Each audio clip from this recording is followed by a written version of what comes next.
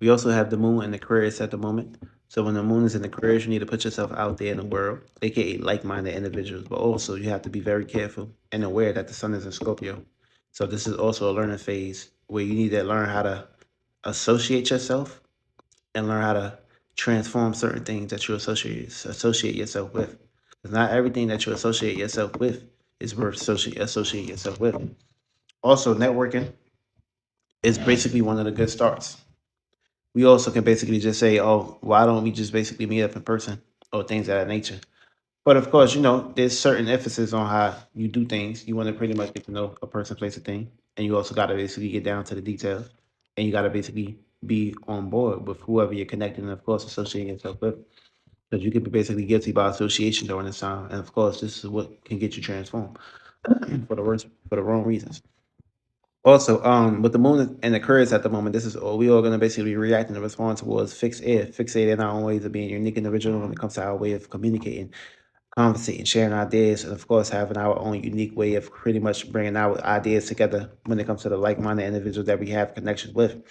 We also got the Sun and Scorpio, so basically that's going to be areas and locations where you're going to be having your own unique, original way of associating yourself and transforming how you associate yourself with the world.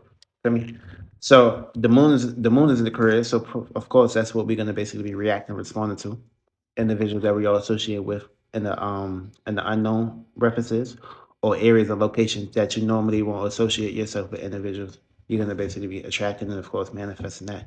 How it's gonna look is gonna look like the sun and Scorpio. It's gonna look very deep. It's gonna look very energized. It's gonna look very secretive too. It's like a connection.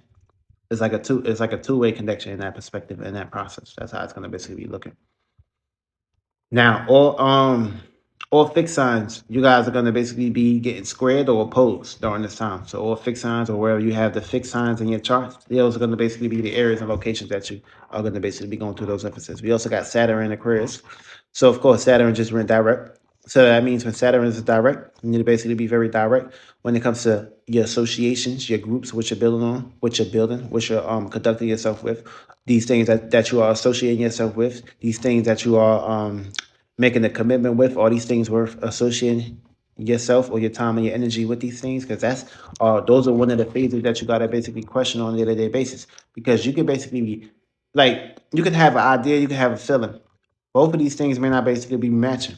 One idea is saying get rid of this person, the other feeling and emotion say, oh, have a connection with this person, work it out. So it's kind of like a turbulence oil. You also want to come to your day when it comes to the. All right, we're gonna basically break down the houses. So Saturn red direct. So if you got the moon Aquarius in your first house, your Aquarius is in it. So of course you need to be reacting and responding towards being direct when it comes to reacting and responding towards your responsibilities, your associations and how you conduct yourself, and of course how you can build with that. And of course, it pretty much you need to act as that.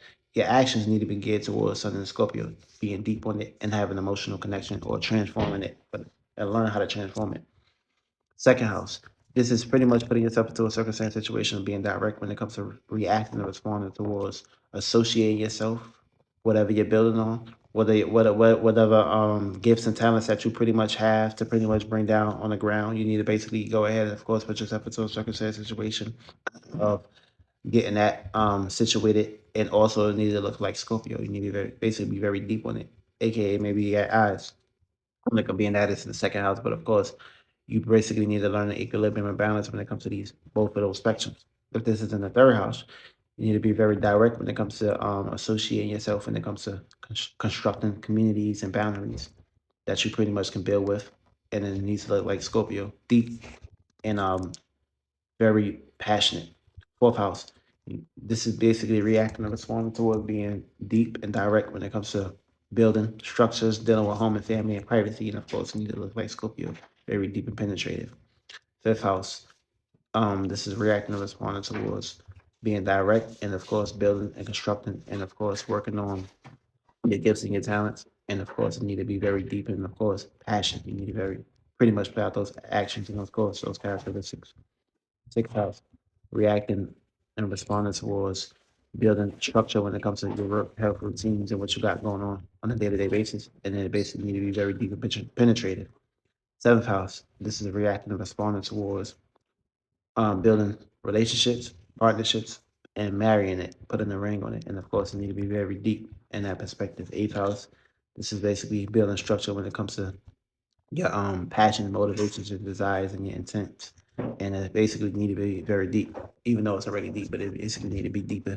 Or you may basically have to shed less light on it.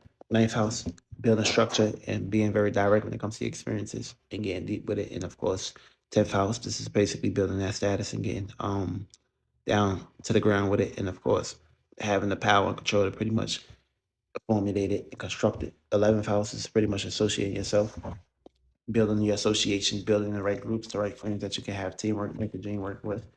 And of course, it got to be deep. And of course, 12th house, this is basically associating yourself when it comes to your dreams, imaginations, and construction it, building, and of course, making it deep so it can marinate